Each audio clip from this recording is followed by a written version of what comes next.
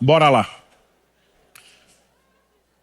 Abra sua Bíblia, por favor, em Filipenses, no capítulo 3, nos versículos 7 e 8. Gente, eu preparei um negócio bem legal sobre adoração aqui. Se Deus deixar, eu falo amanhã, mas não vai ser hoje não. Filipenses, capítulo 3, versículos 7 e 8. Eu esqueci de perguntar quanto tempo eu tenho, mas é melhor ficar na ignorância. Vai que me dão menos. Vamos lá. Filipenses 3, 7, 8 diz assim: mas o que para mim era lucro, isso considerei perda por causa de Cristo. Na verdade, considero tudo como perda, por causa da sublimidade do conhecimento de Cristo Jesus, meu Senhor. Por causa dele perdi todas as coisas e as considero como lixo para ganhar a Cristo. Eu estou lendo na Nova Almeida atualizada. Bom, essa declaração de Paulo foi um texto que Deus me inspirou e ministrou muito forte ao meu coração há 13 anos atrás, no início de 2008. Eu lembro que de repente meus olhos se abriram e eu comecei a perceber a forma como Paulo falava a respeito do assunto. Ele usa uma terminologia aqui que indica, né, o que comumente aplicamos a valores materiais e financeiros. Mas é óbvio que ele não está falando disso. Quando ele diz o que para mim era lucro, algumas versões dizem o que para mim era ganho, né, eu considerei perda. Obviamente, embora ele use uma linguagem muito conhecida dentro da estrutura e do sistema monetário, financeiro, ele não está falando de valores materiais. Paulo, em outras palavras, trocando em miúdos, ele está dizendo, aquilo que para mim era importante, aquilo que para mim tinha valor, sofreu uma desvalorização quando aquilo que de mais valioso possa existir, que é a pessoa de Jesus, entrou na minha vida.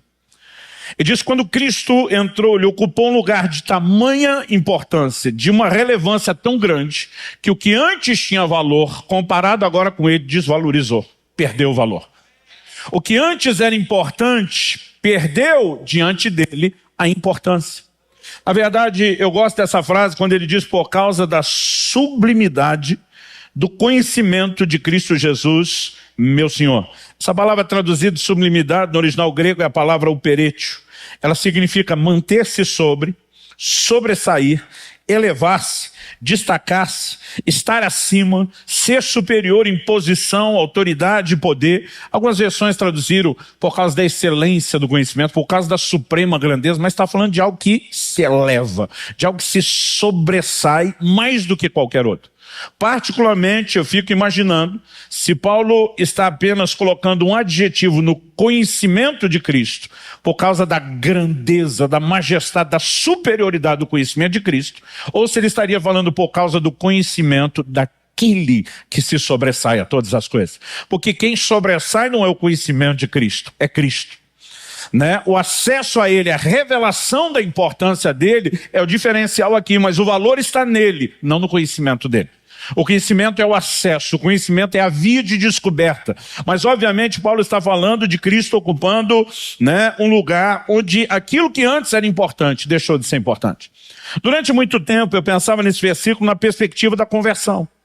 E a maioria de nós, se fosse usar essas palavras, estaria talvez dizendo, o que para mim antes era lucro, era importante, e provavelmente a maioria de nós estaria fazendo uma referência de uma vida no pecado, longe de Deus.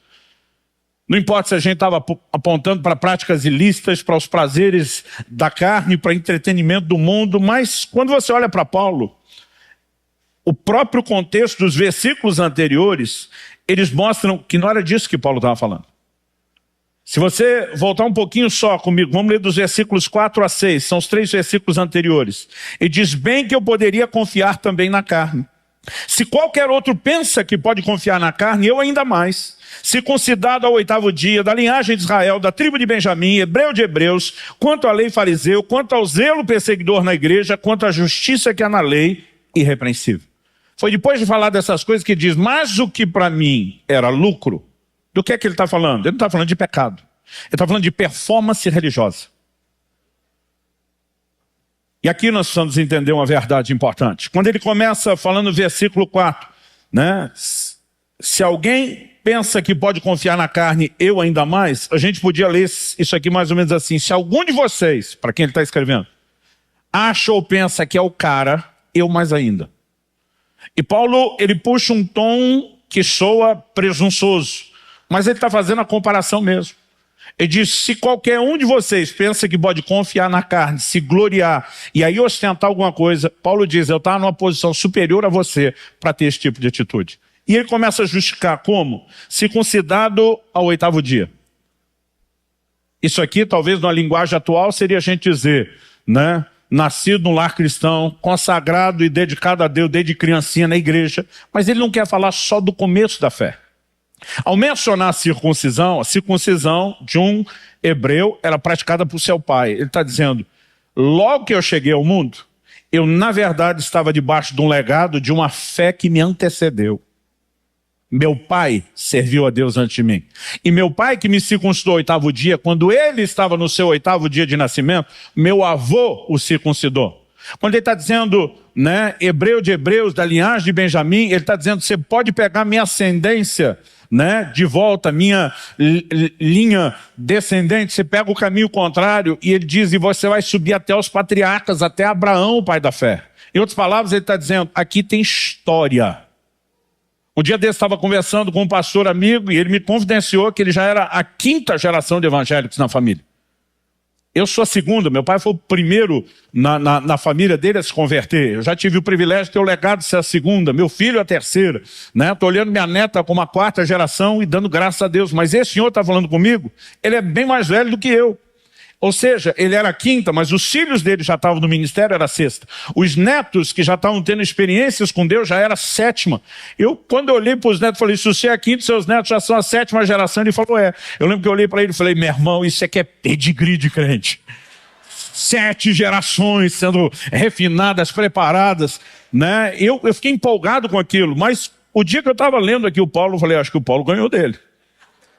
Ele não está falando só de 7 gerações. Ele continua e diz: quanto à lei, eu era fariseu. Para a maioria de nós do tempo fariseu, só um religioso, aquele tipo de gente Jesus chamou de hipócrita. Mas os fariseus, eles compunham a seita mais severa dentro do judaísmo. Eles eram os camaradas dedicados. Na perspectiva religiosa, eram os beatos, os carolas da época. Então, Paulo está chamando sobre si um outro nível de dedicação. Ele está dizendo: eu era parte do grupo mais dedicado dentro do judaísmo.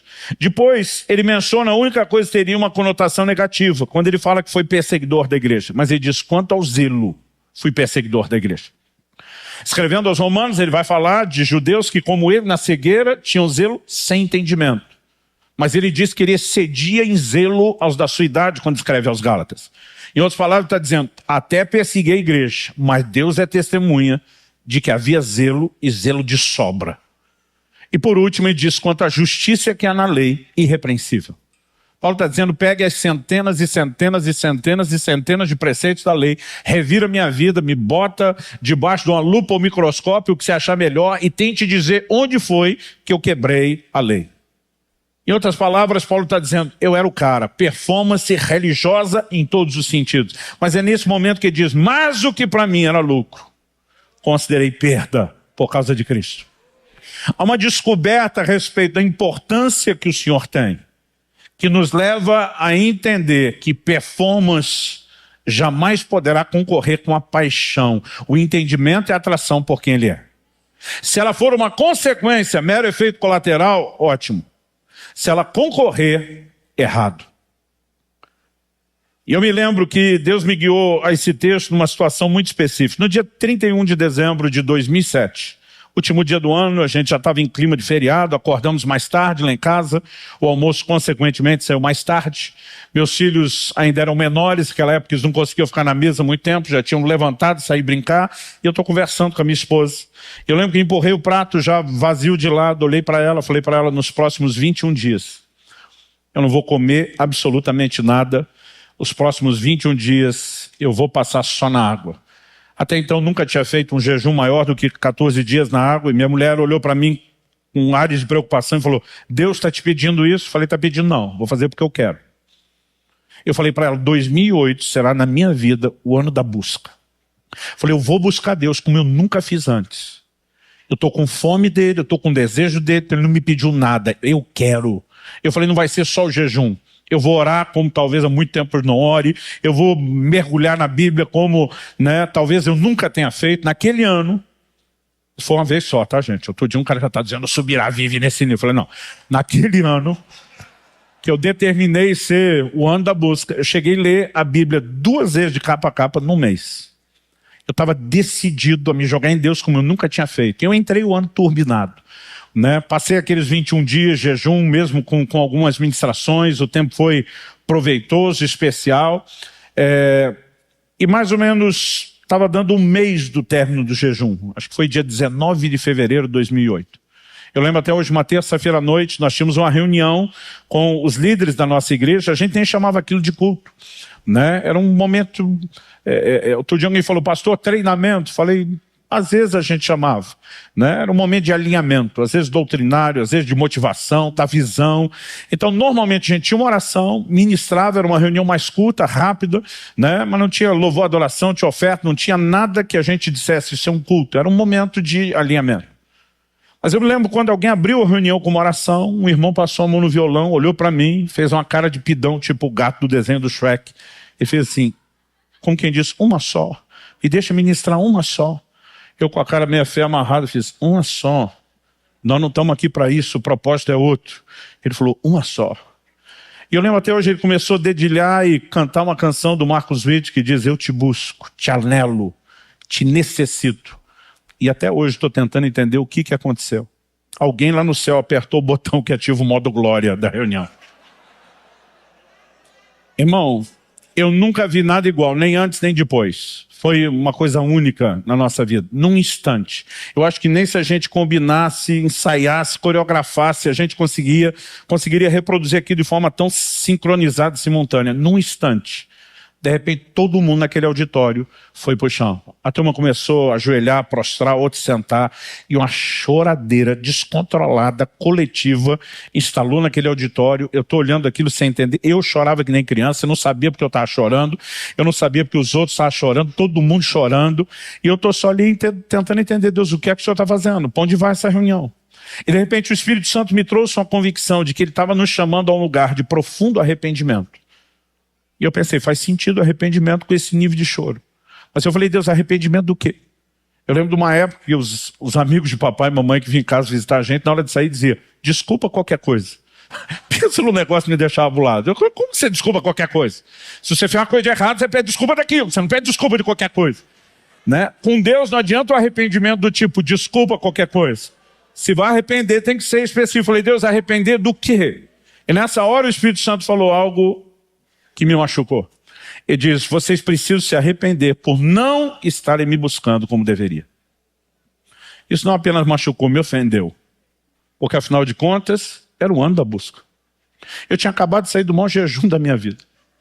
Eu estava orando, lendo a Bíblia, que nem um condenado, literalmente que nem um condenado. Às vezes era 2, 3 da manhã, eu quase dormindo em cima da Bíblia, mas tinha que pagar minha cota, porque eu estava dedicado na performance, eu queria fazer mais para Deus. E naquele momento, aquele negócio me indignou. É lógico que eu não abri a boca para falar com Deus. Eu aprendi desde criança, com os meus pais, a respeitar pelo menos 2 tipos de gente. Quem é mais velho do que a gente, quem tem mais autoridade que a gente. E eu acho que Deus é no mínimo os 2, né?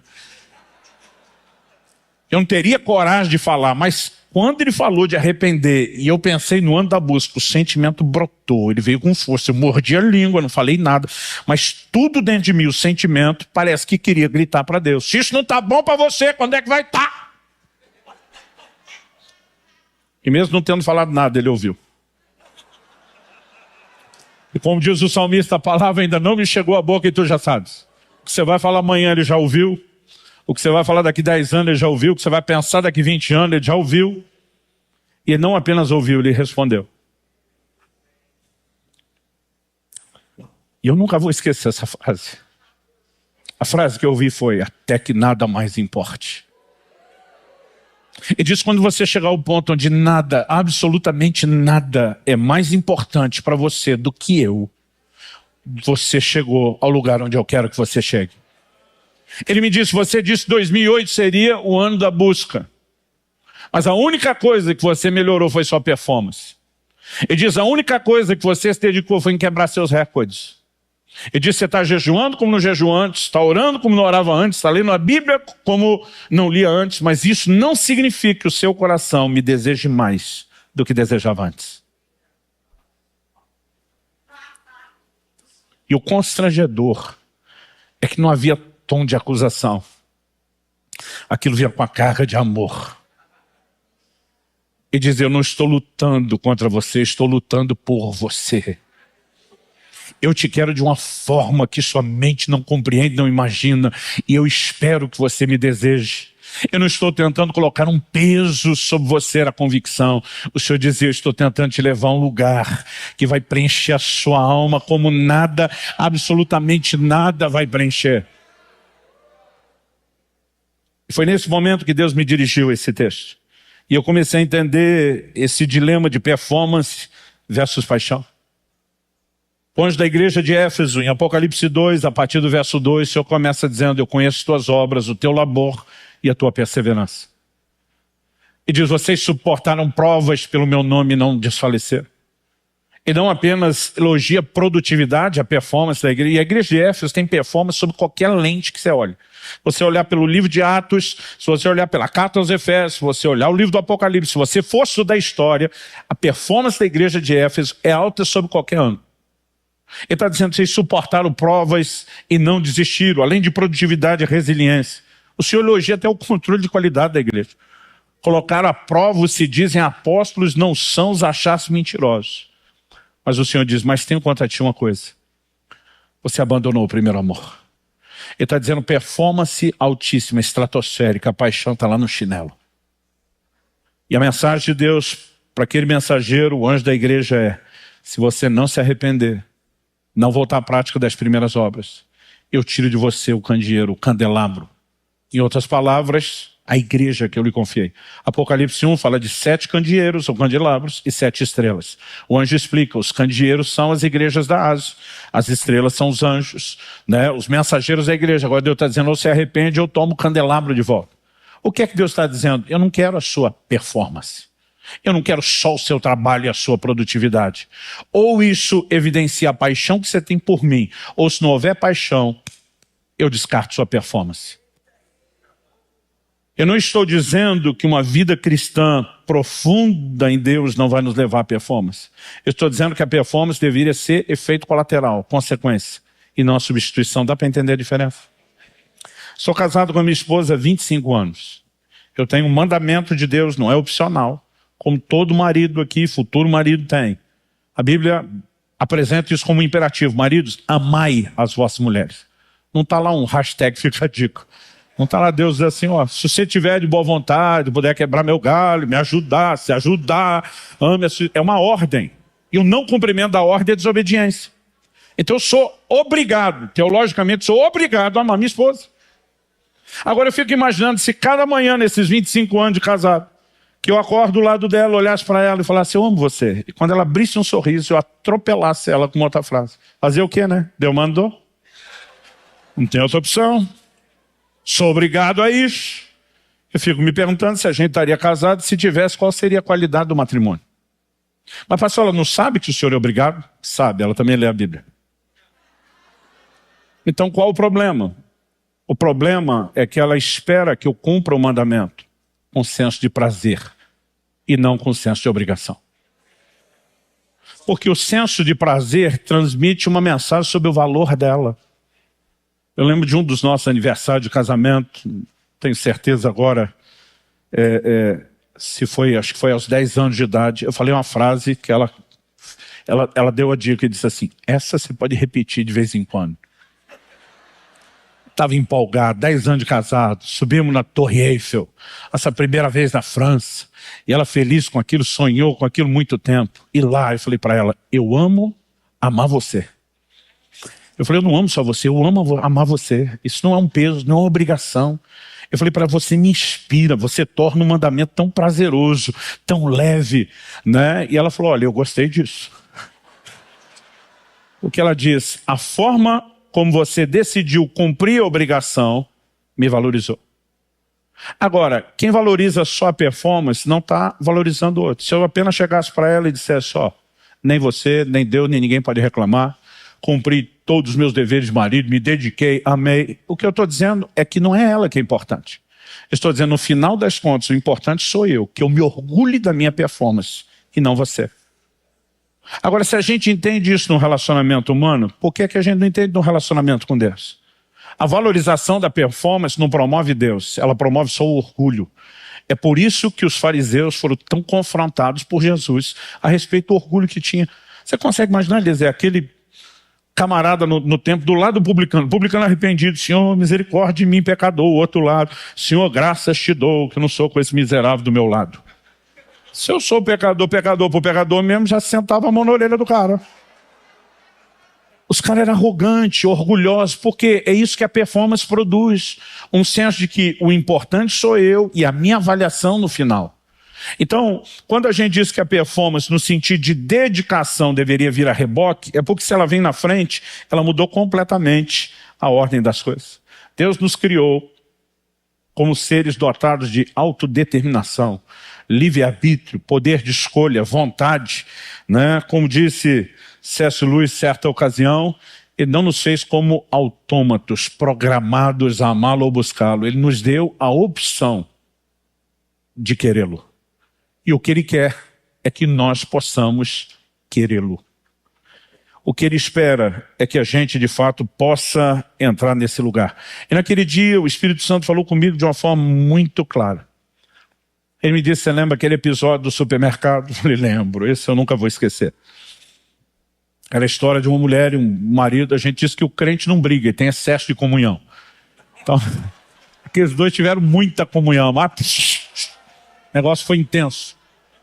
Daquelas não resolveu no dia, não resolveu no dia seguinte, nem no outro. Depois de 4 dias, me chamaram para tentar ajudar a mediar e resolver a situação. Quando eu chego na casa, penso no marido bravo. Botei o pé lá dentro e já foi dizendo, pastor, essa mulher é uma louca. Eu falei, Jó chamou a mulher de louca e tinha razão, vamos ver se você tem razão. Eu recém-casado, eu lembro que na época parecia muito tempo, o cara tinha em torno de 20 anos de casado. Eu disse, se nem eles se acertam, o que é que eu vou ensinar para eles? Eu estou ali só orando, pensando, o Espírito Santo me ajuda, né? Como que eu vou resolver isso? Aí eu lembro que eu falei, o que é que está pegando? Ele falou, pastor, eu odeio supermercado. Nós temos 20 anos de casado, essa mulher sempre quis que eu fosse com ela no supermercado, mas eu odeio supermercado. Eu falei, tu não está sozinho, o sindicato é grande, é maior do que você imagina. O ponto não é esse, pastor. Esses dias atrás, ele falou, esse foi o ponto da discórdia, esses dias atrás, resolvi agradar minha mulher. Eu me ofereci para ir com ela no supermercado, não foi ela que pediu. Eu me ofereci para ir. E quando nós voltamos, sabe o que essa louca disse? Que nunca mais quer que eu vá com ela no supermercado. 20 anos me apurriando para eu ir com ela no supermercado. 20 anos! Ele diz agora, ela diz que não quer, ela é uma louca, ela não sabe o que. Ele estava assim, fora de si. Eu falei, pronto, segura a onda aí. Enquanto ele falava, a irmã calma, serena e tranquila, como dizia o hino de antigamente. Só com a mãozinha erguida, dedinho indicador para cima, tipo, foi dele, minha vez. Porque terminou, eu falei, sua vez. Ela falou, pastor, eu nunca quis que ele fosse comigo no supermercado.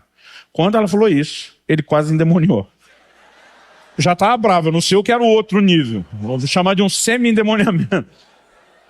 Eu estou falando que era louca. Aí ele queria chamar os filhos para depor. Fulano, Betano. Ele queria convocar a família toda para depor lá no tribunal. Falei, ei, campeão, você falou, agora é a vez dela. Segura a onda, espera aí. Tá bom, foi mal. Eu falei, mas já que ele te interrompeu, eu vou ser honesto com você. Falei para ela, até eu estou com dificuldade de acreditar na senhora. Em 20 anos de casado, eu nunca quis que ele fosse contigo no supermercado. Falei, eu vou pedir para a irmã ou se explicar ou se retratar, porque eu estou com dificuldade de acreditar nisso. Ela falou, pastor, eu explico. Diz, o que eu queria não é que ele fosse comigo no supermercado. O que eu queria é que ele quisesse ir. E foi tão profundo que ela falou que eu levei uns 10 minutos para entender. Eu falei, irmão, pode explicar de novo? Ela, pastor, eu não queria que ele fosse, eu queria que ele quisesse ir. Falei, aí que eu não estou entendendo. Ela falou, pastor, para ir do jeito que foi, o senhor tinha que ver a linguagem corporal. a cara de infelicidade e desprazer da criatura, olhando o relógio o tempo todo. Tudo nesse homem sinalizava que ele não queria estar lá. E eu ficava me perguntando por que é que ele está aqui. Ela falou, o senhor acha que eu me senti honrada? Não, eu fiquei pensando, ele deve ter aprontado algo tão terrível, mas tão terrível, que ele pensou, qual é o pior castigo que eu possa merecer na vida por ter feito ir com a minha mulher no supermercado? Ela falou, para mim esse homem estava pagando, era penitência. Porque é evidente que ele não queria estar lá. Então ela falou assim, eu recuso concordar quando ele dizia eu queria que fosse. Não queria que fosse, queria que quisesse ir. Se não consegue, de boa vontade, que não vá nunca mais, que não se ofereça nunca mais. E quando ela terminou de falar, eu olhei para ele e falei, velho, ela tem razão. Eu não entendo muito desse negócio de mercado ainda não, mas ou você vai de boa vontade ou não vá. E o Espírito Santo disse, você lembra da história do supermercado? Eu falei, lembro. Ele disse, pois é, o que eu queria não é que você me buscasse. É que você quisesse me buscar. Há uma diferença enorme entre uma coisa e outra. E depois de falar de performance e paixão, eu quero destacar em segundo lugar a razão da nossa existência. Quando Paulo está pregando em Atenas, e vale lembrar você que era o maior palco da filosofia do mundo daquela época. Talvez em nenhum outro lugar da terra houve tanta gente por metro quadrado fazendo aqueles questionamentos básicos da filosofia. Quem sou, de onde vim, para onde vou, buscando sentido da vida. É para esse povo sedento de resposta que Paulo está pregando. Ele de cara apresenta Deus como Criador. Diz nos versos 24 e 25 de que o Criador não habita em santuários feitos por mãos humanas, de que ele não é servido por mãos humanas como se precisasse de alguma coisa.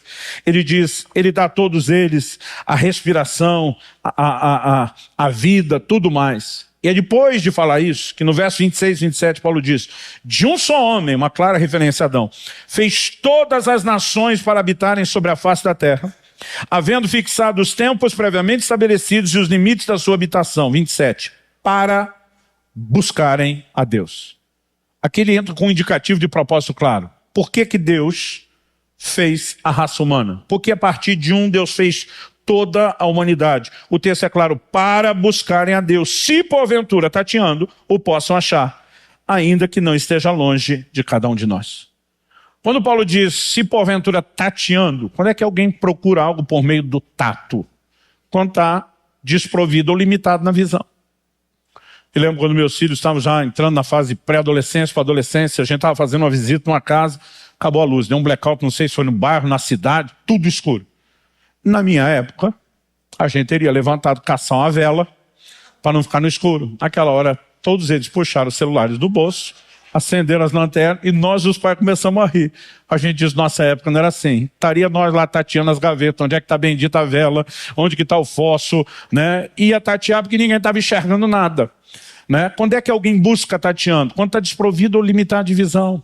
Ou seja, Deus criou o homem que sabia que pecaria, que estaria espiritualmente cego, mas Deus estava dizendo o quê? Eu esperava que vocês saíssem, ainda que limitados, me buscando. E muitos de nós batemos em muitas portas antes de ter um encontro com o Senhor.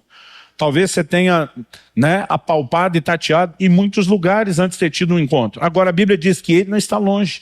Apesar da nossa dificuldade, da nossa limitação para achá-lo, ele não ia dificultar do outro lado. Então, se eu e você entendemos que existimos para buscar Deus, e que, como ele disse por meio do profeta Jeremias, eu serei achado de vós, que ele queria ser encontrado, então ele não está longe nem dificulta, isso me vai lembrar quando meus filhos eram bem crianças, e eu gostava de brincar, de me esconder para eles acharem. Mas comecei com eles muito toquinho, uns pinguinhos de gente, ainda não estava aquela fase da esperteza toda da criança, então eu tinha que facilitar. Então, às vezes, eu me ajoelhava na frente do sofá e só cobria a cabeça com a almofada, com o resto do corpo para fora. E penso num corpo que era maior do que agora. Ou seja, a ideia não era dificultar, era que eles me achassem. E eu lembro, tanto um quanto o outro, tem 3 anos de diferença, Israel e Alice, então eu brinquei em épocas diferentes. Quando me achei você, e eu tinha vontade de dizer, quem não acharia? Mas eu só sorria, dizia, que bom que você achou, papai. E depois ia facilitar. Quando os graus de dificuldade foram subindo, era ficar atrás da cortina, com o volume da barriga e os pés para fora. Mas sempre facilitando. Quando a Bíblia fala de um Deus que não está longe, eu imagino uma versão meio que semelhante. E dizendo, eu não estou me escondendo, eu não estou fugindo de você. Agora, algo que você precisamos entender é que ele nos criou para buscá-lo. Mas para que essa busca funcione e dê resultado, ela tem que atender um requisito.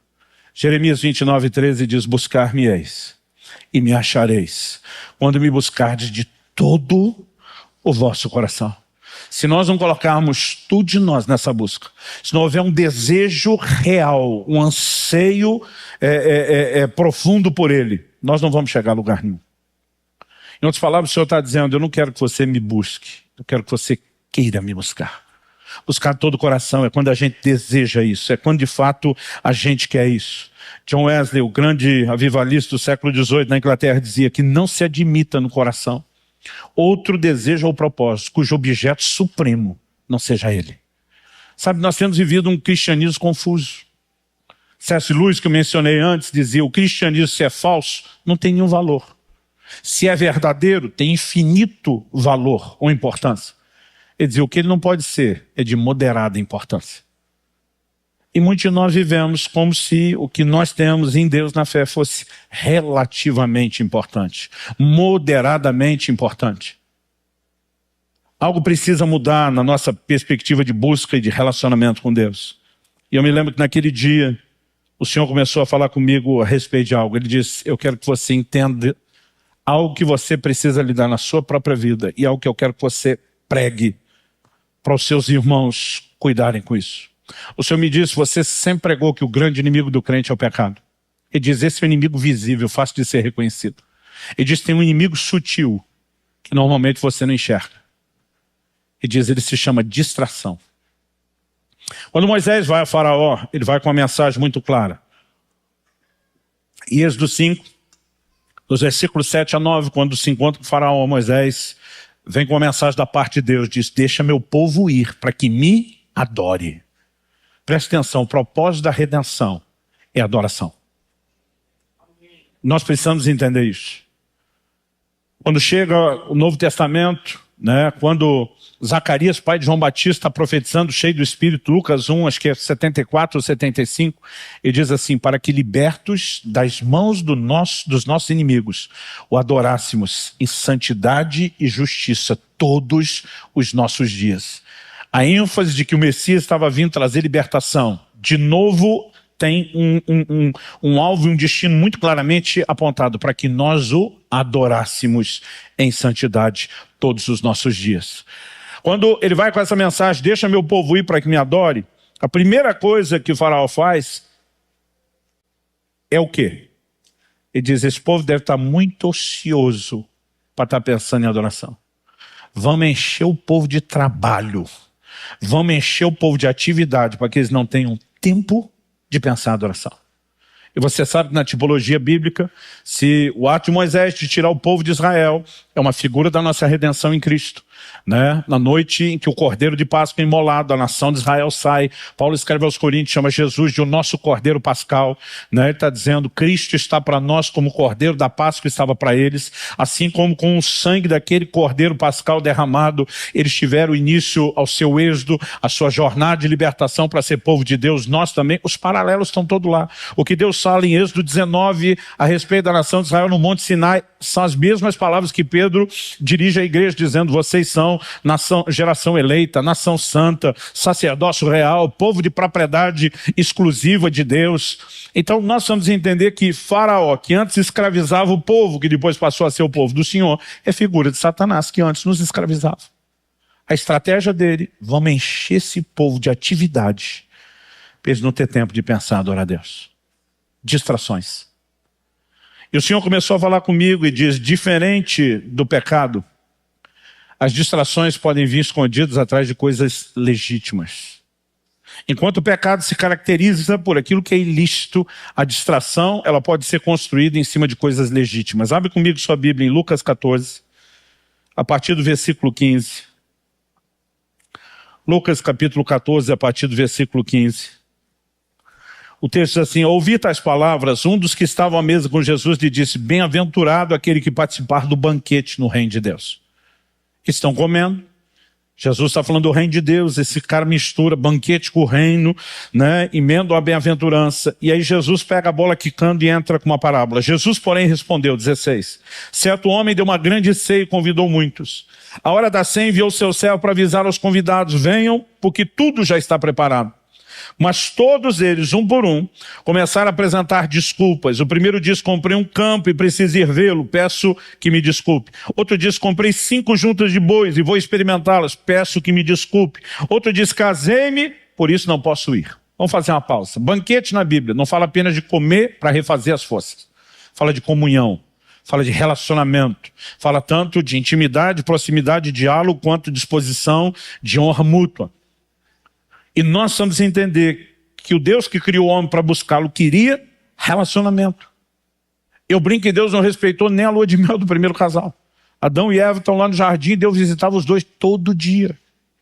Meu pai levou 3 meses para me fazer a primeira visita, depois que eu casei. Que essas coisas você respeita. Eu levei 1 mês para falar com meu filho no telefone. Isso é sagrado. Você não invade esse momento.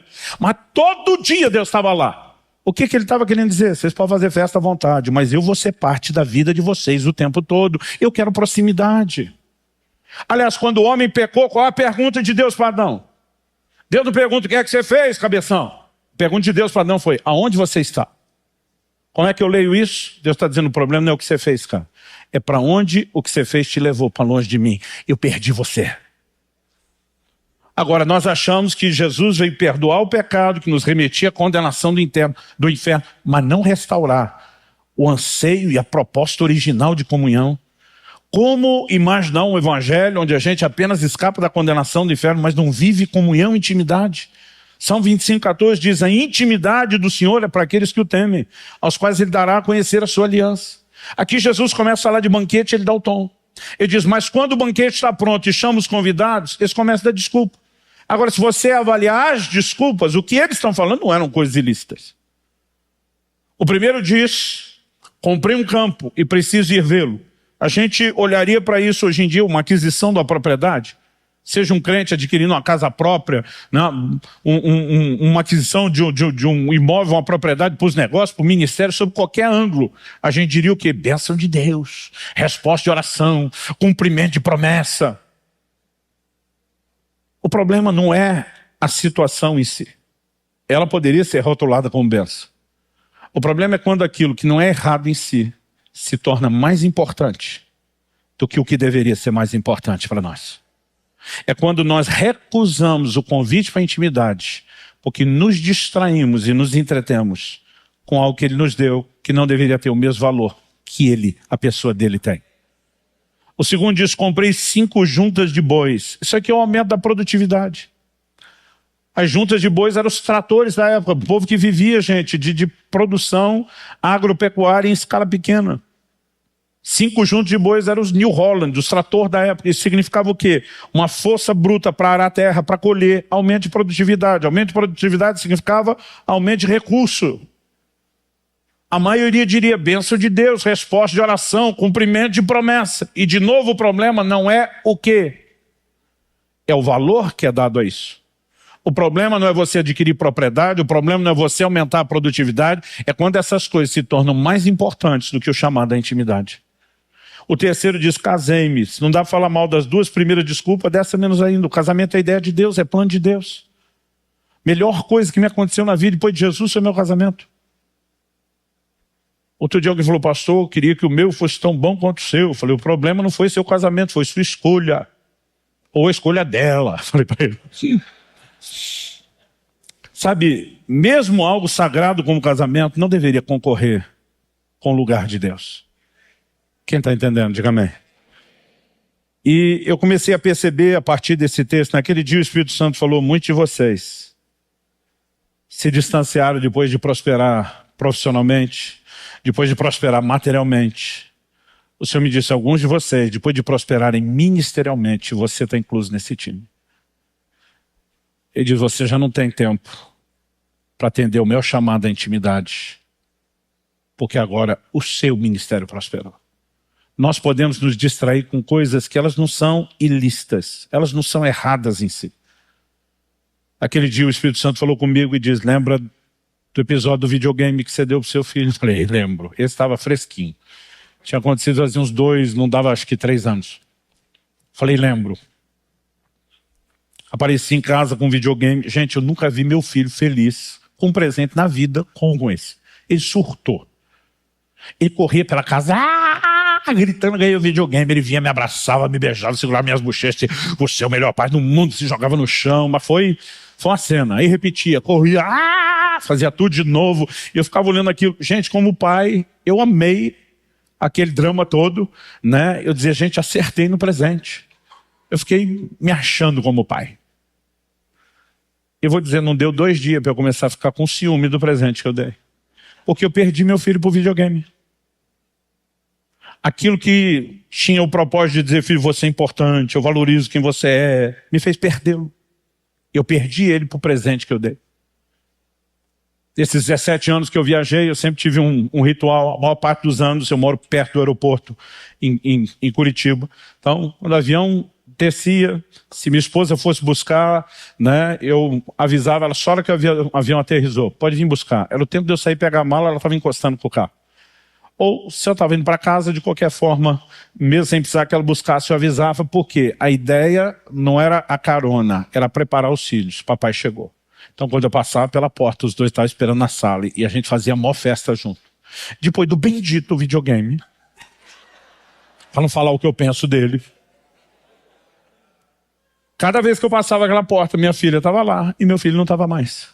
Aí eu fazia festa com ela, brincava com ela. Daqui a pouco, quando ela saia fazer alguma coisa, meu filho, cadê você? Já vai, pai, só vou passar de fase. Gente, eu peguei um ódio nessa frase. Um dia eu estava num culto, um pastor falou, pastor, ora por mim. Falei, ora, pelo que você quer? Ele falou, não, eu sinto que ministerialmente eu estou para passar de fase. Falei, você quer que eu ore? Arruma outra frase. Ele não entendeu nada. Eu falei, você já estragou o clima. Gente, teve um dia que eu quase joguei aquele videogame pela janela do andar de cima do nosso sobrado. E Deus me disse, você lembra do videogame? Eu falei, lembro. Mas eu lembrava assim com emoções. E ele me disse, vocês fazem a mesma coisa comigo o tempo todo. Coisas que vocês desejaram tanto, pediram tanto, fizeram tanta festa quando eu dei. Hoje estão distanciando vocês de mim. Ele me fez lembrar de Noé. O livro de Gênesis fala pouca coisa, mas tem muito por trás dessa frase. Diz assim, Noé plantou uma vinha e colheu seu fruto. Ponto. A maioria de nós passa depressa nisso porque não pensa com a mentalidade da época. Todos os povos antigos do Oriente, antes dos hebreus, que vão se formar depois de Abraão, eles tinham algo em comum. O momento de colheita era um momento de celebração a divindades. Quem não conhecia ou serviu o Deus vivo e verdadeiro fazia isso a qualquer pseudo-divindade. Não existia colheita sem festa. O que Deus regulamentou em Pentecostes foi como seu povo iria celebrar a bênção dele. Mas isso sempre foi um padrão no comportamento dos povos antigos. Então, quando a Bíblia diz, Noé plantou uma vinha e colheu, tem festa. Festa que não é só humana, festa com reconhecimento de bênção de Deus. E nessa festa da bênção recebida, Noé se embriagou. Com o quê? Com o fruto da vinha, da bênção recebida. Ele se embriagou. O Senhor diz, muitos de vocês se embriagaram com a prosperidade, com o sucesso, com a profissão que se desenvolveu, com o ministério que cresceu, a ponto de se esquecerem de mim. E sabe, eu comecei a perceber o dano que as distrações podem trazer. Nós recebemos alguns anos atrás, em Curitiba, um homem de Deus que me marcou muito. Eu não sei se alguém aqui já leu o livro O Homem do Céu, da editora Betânia. Alguém conhece esse livro? A gente procura, que vale a pena até ir ler. São histórias recentes da igreja perseguida na China. E esse irmão, o irmão Yun, que é o personagem principal de toda a história, né? Ele viveu situações assim, parece que você está lendo as páginas do livro de Atos numa versão moderna. Né? Experiências de sair da porta da prisão, abrir. Eu chorei muito lendo o livro dele. Eu ficava pensando, nós somos tudo crente Nutella, nós não somos raiz. Aquilo me desafiou, me encorajou. Olha, não consigo te explicar o quanto esse livro mexeu comigo. Alguns meses depois, eu impactado com o livro, minha família toda, porque eu fiz todo mundo ler, eu recebo uma ligação. Luciano, estamos trazendo o irmão Yun para o Brasil. Falei, irmão Yun, lá do livro do Homem do Céu, ele mesmo. E disse, nós vamos fazer uma turnê em, não me lembro se eram 7 ou 8 capitais, acho que acabou sendo 8. Ele falou, no sul só dá para estar num lugar. E nós achamos pela logística, é Curitiba. Você pode coordenar um evento? Falei, é nós. Botamos numa noite, que foi o maior auditório que conseguimos, 4.000 pessoas ali dentro, fora o que foi para telão, o que ficou de fora. A gente fez um agito. E eu lembro que na noite, quando chegamos, eu estou levando ele, o filho e o intérprete. Eu lembro a emoção dele de ver tanta gente reunida. Quando ele olhou aquilo, ele ficou emocionado, ele começou a chorar. Ele falou, coisa mais linda, quanta gente. Eu falei, irmão Yun, pelo que eu li no seu livro, o senhor cuidou de mais de 1 milhão de pessoas na China. Ele falou, mas raramente tínhamos uma reunião com mais de 10 ou 12 de cada vez. Por causa da perseguição. Eu vi que ele ficou feliz, emocionado com aquilo. Eu fiquei feliz dele estar vivenciando aquilo com a gente. Ele ministrou, compartilhou a história, foi muito especial. No dia seguinte estamos almoçando juntos. E de repente, almoçando, ele olha para mim com lágrimas nos olhos e diz, o inimigo de vocês, a igreja do Ocidente, é pior do que o nosso inimigo lá no Oriente.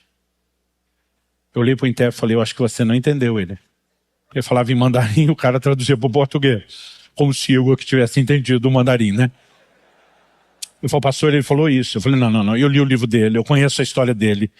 Eu sei a luta dele para fugir de lá e desse sofrimento. Ontem ele estava feliz com a nossa liberdade. Ele não pode estar dizendo que nós temos alguma coisa pior do que lá. Eles conversaram, ele virou e falou, ele está dizendo que é isso mesmo que ele falou. Que o inimigo de vocês aqui no Ocidente é pior do que o do Oriente. Eu falei, pede para ele explicar. E ele me disse o seguinte, ele falou, nosso inimigo no Oriente, a perseguição, sempre nos empurrou para perto de Deus. Ele diz, o que eu descobri aqui, a prosperidade, dentro de toda a liberdade que vocês têm, faz com que vocês se distraiam e se esqueçam de Deus. Irmão, pensa num tapa na cara. Porque naquele momento parece que a ficha caiu de um jeito que eu nunca tinha pensado. Talvez nada explique tão bem o que ele falou. Uma frase de Stanley Jones, missionário metodista por quase 50 anos na Índia. Um lugar que até hoje tem muita perseguição ao evangelho. Uma vez ele disse, o maior inimigo do cristianismo não é o anticristianismo, é o subcristianismo.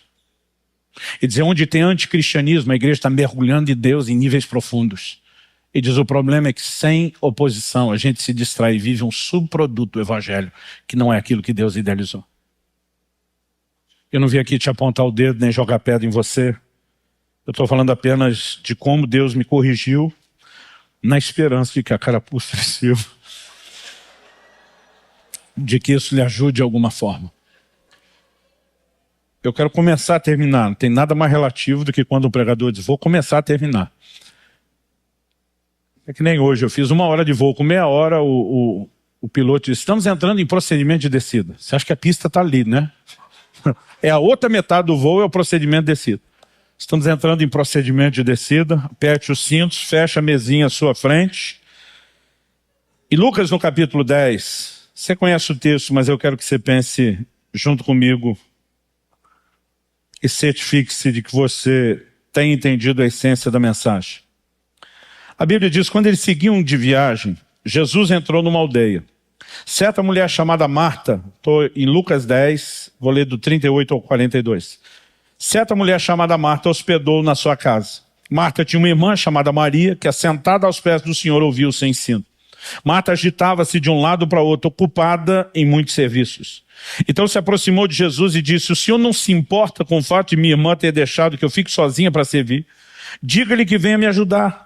Mas o Senhor respondeu, Marta, Marta, você anda inquieta e se preocupa com muitas coisas, mas apenas uma é necessária. Outra versão diz, poucas são necessárias ou mesmo uma só.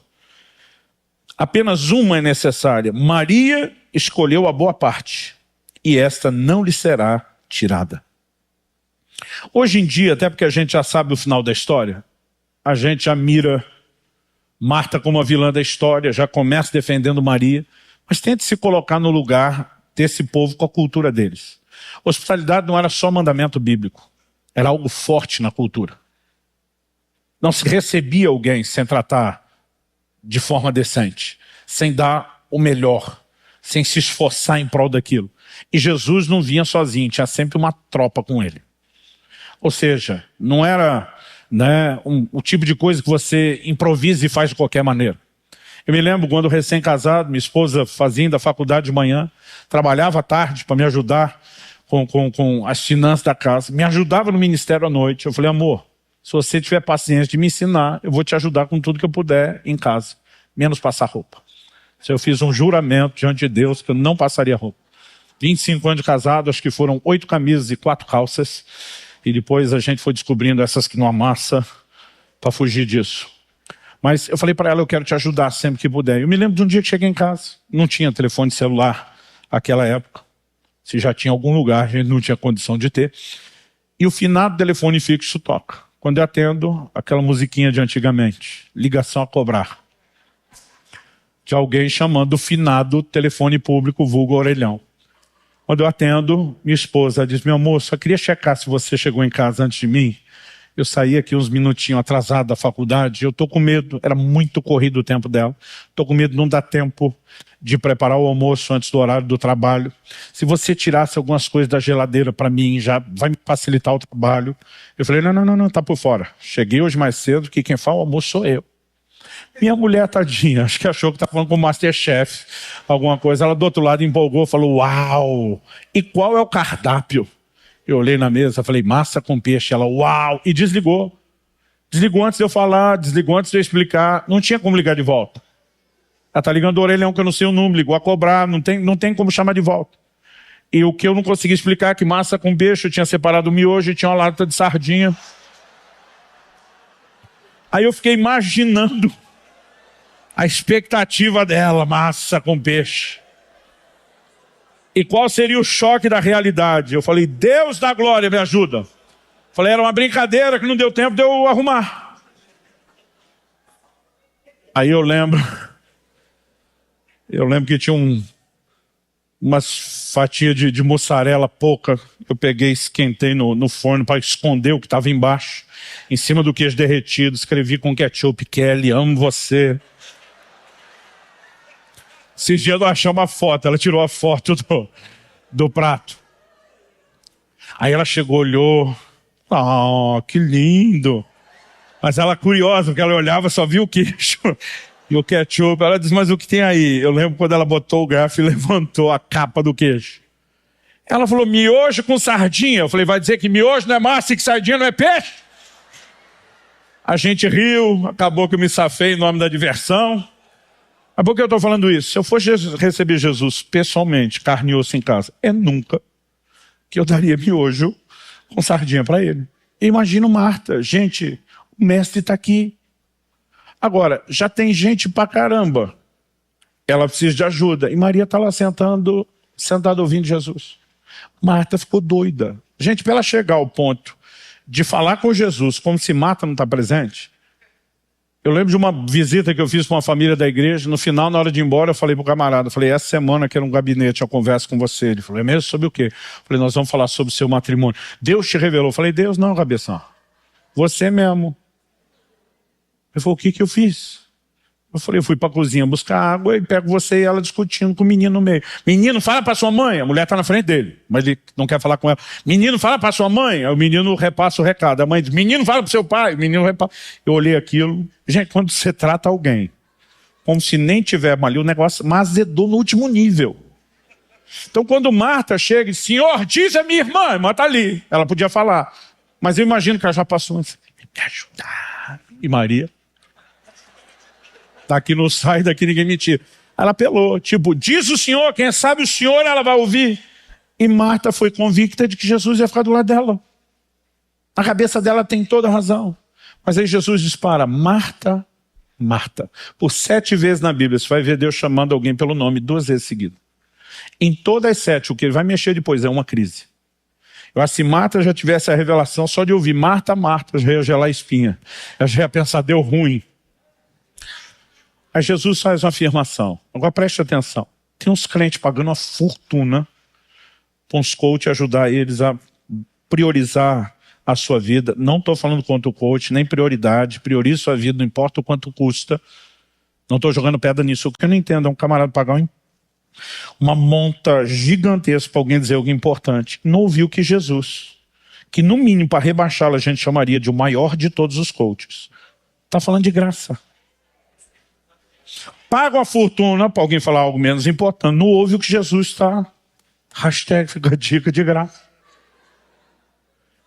E diz, Marta, poucas coisas são necessárias, ou mesmo uma só. Algumas traduções já foram só numa. Uma só coisa é necessária.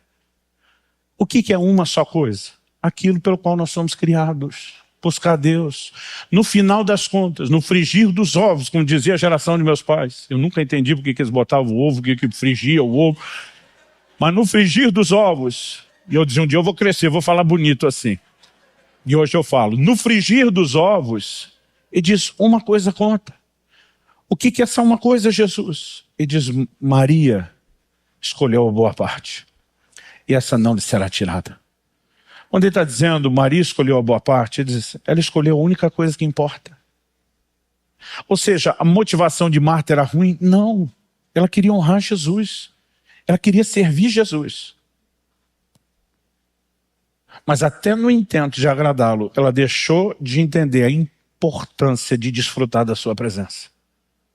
Onde Jesus diz, Marta, Marta, você está agitada. Algumas versões traduziram, você está distraída com muitas coisas. Eu, curioso, fui ver o que essa turma que estudou e entende dos originais dizem.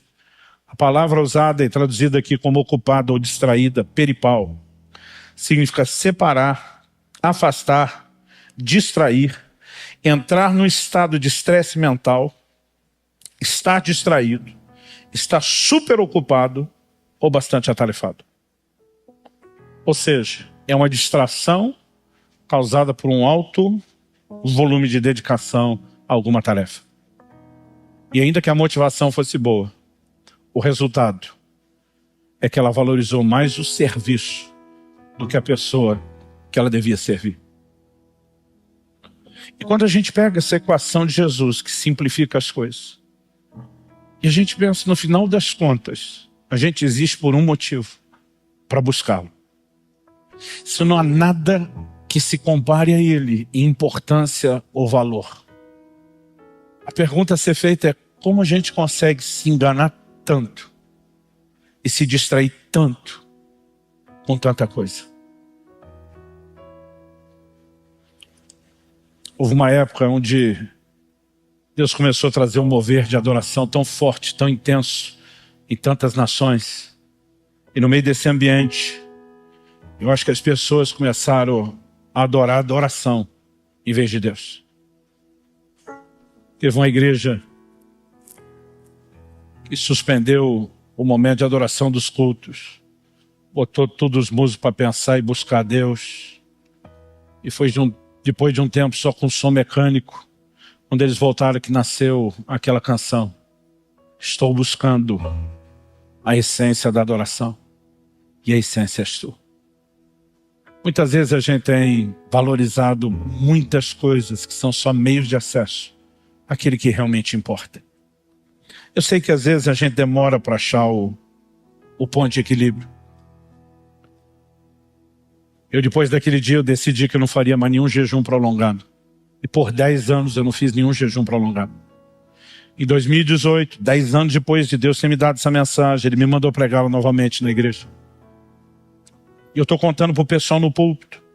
E quando estou descrevendo aquela primeira experiência de alguém que apertou, ativou o botão do modo glória, eu falei, olha, isso aconteceu naquela salinha lá em cima. Tudo está vivo na minha mente, eu estou no ambiente. Muitas das pessoas estavam na sala, estavam aquele dia no culto, 10 anos depois. Enquanto eu estou falando do que aconteceu, o Espírito Santo disse comigo, aquela experiência foi provocada pelo jejum. Eu estou pregando, e a minha cabeça, o quê? Que jejum? Os 21 dias. Entendi, eu falei, achei que aquilo não prestou para nada. O Senhor me disse, eu corrigi a sua motivação. Eu não disse que o jejum era errado. E naquele momento, sem nenhuma explicação, eu soube no meu espírito, numa fração de segundo, toda a explicação estava lá. Que Deus estava me chamando para um jejum maior. Mas dessa vez não era para quebrar recorde. Dessa vez não era para simplesmente vangloriar da performance. Era para demonstrar por meio daquilo que eu tinha entendido que ele tinha mais importância. E naquele ano eu fiz 40 dias de jejum na água. Para dizer, o Senhor vale mais do que qualquer necessidade básica de sobrevivência, de subsistência. Eu quero estar contigo, eu quero valorizar. Se você me perguntar hoje, pastor, o senhor já chegou lá onde deveria? Não. Eu estou que nem o Paulo, que depois de falar disso, diz, não que eu já tenha alcançado. Mas uma coisa faço, esquecendo-me das coisas que para trás ficam, avançando para as que estão diante de mim, eu prossigo. Eu posso não ter chegado lá, mas também não estou onde estava. Eu estou cada vez mais distante de onde estava, cada vez mais perto de onde deveria chegar. E sabe, a beleza é você entender que por trás disso não há uma pressão. A minha primeira reação foi como se Deus fosse um ser absurda, exagerada, quase que injustamente exigente. Por isso que dentro de mim o sentimento era: quando é que vai estar bom para você? Mas quando ele me disse até que nada mais importe, não era uma pressão sobre o nível de performance. Era algo que despertaria o desejo. Deus vai fazer algo na igreja brasileira. E eu creio que isso vai transbordar para as nações. Algumas pessoas têm dito, eu ouço isso de líderes principalmente na Europa, sendo um cara durante muitos anos, os olhos do mundo estiveram nos Estados Unidos da América como referência para quase tudo. Mas eles disseram, a gente tem olhado para o Brasil, essas lideranças me disseram, vocês imaginam que a gente o tempo todo só pensa no Brasil como terceiro mundo. Vai dizer economicamente, em alguns aspectos sim. Vai dizer, mas espiritualmente a gente tem olhado para vocês como primeiro mundo. O nível de revelação da palavra, de louvor e adoração, do crescimento da igreja. E eles têm descrito coisas, mas eu acho que existe algo que Deus quer espalhar através de nós. Isso diz respeito a uma paixão profunda pelo Senhor. Sabe, de alguma forma eu entendo que aquilo que é o maior mandamento e que é para todo mundo, em todo lugar, em todo tempo, em toda época, parece que existe alguma coisa em especial que Deus quer fazer e construir conosco primeiro. E nós podemos chegar nesse lugar onde nada, absolutamente nada, é mais importante do que Ele. Onde a gente diz, Senhor, o Senhor é mais importante do que qualquer coisa. O Senhor está em primeiro lugar.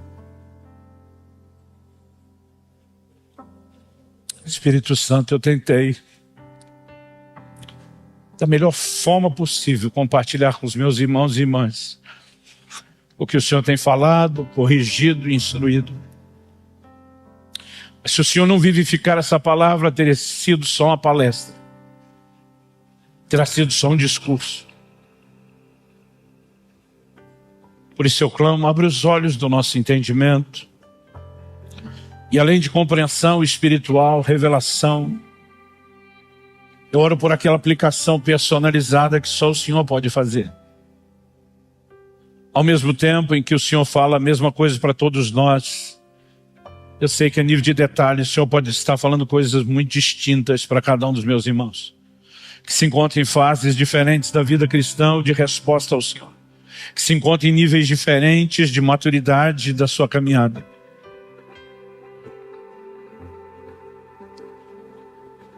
E nós te pedimos que mais do que apenas entender a orientação e a comunicação que vem do Senhor, eu oro por aquela faísca de ignição que só o Senhor, só o Teu Espírito pode acender dentro de cada um de nós. Abre os nossos olhos, desperta-nos, atrai-nos para perto de Ti. Nós clamamos em nome de Jesus. Sopra sobre nós. Nós oramos em nome de Jesus. Fala com Deus, meu querido, do seu jeito, da sua maneira, com as suas palavras. Eu não sei o que Deus pode estar falando ou mexendo aí dentro, mas é um bom momento para você dar uma resposta a Ele. O que falta para a igreja brasileira não é alimento. Nós nunca tivemos tanto pão, tanta revelação como atualmente. Eu acredito que o que nos tem faltado é fome. E é por isso que nós não temos valorizado tanta comida. Mas como Deus falou por meio do profeta Amós, eis que vem dias, diz o Senhor, em que enviarei fome sobre a terra. Não fome de pão, nem sede de água, mas fome de ouvir as palavras do Senhor.